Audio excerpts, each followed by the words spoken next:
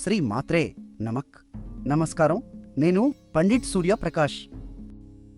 ఈరోజు 21 ఏప్రిల్ 2026 మంగళవారం నాడు మేషరాశి వారికి ఒక ముఖ్యమైన విషయం చెప్పాలి. ప్రియమైన బిడ్డ, ఈరోజు ఆది శంకరాచార్య జయంతి, జ్ఞానానికి ప్రతీక అయిన పవిత్ర దినం.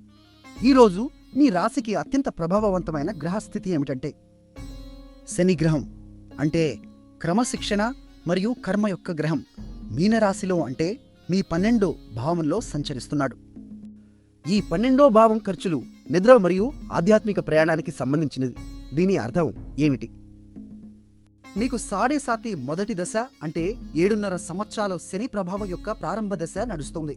భయపడకండి, ఈ దశ మిమ్మల్ని లోపల నుండి బలపరుస్తుంది. కానీ ఈరోజు కుజుడు కూడా శనితో కలిసి 12వ భావంలో ఉన్నాడు.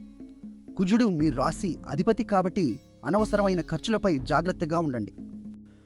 ఆర్థిక విషయాల్లో తొందరపాటు నిర్ణయాలు తీసుకోకండి.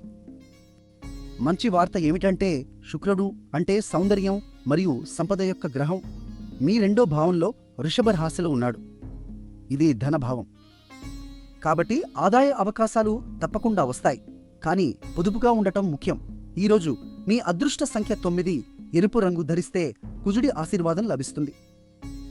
ఈరోజు మీ అదృష్ట సంఖ్య 9 ఎరుపు రంగు ధరించింది.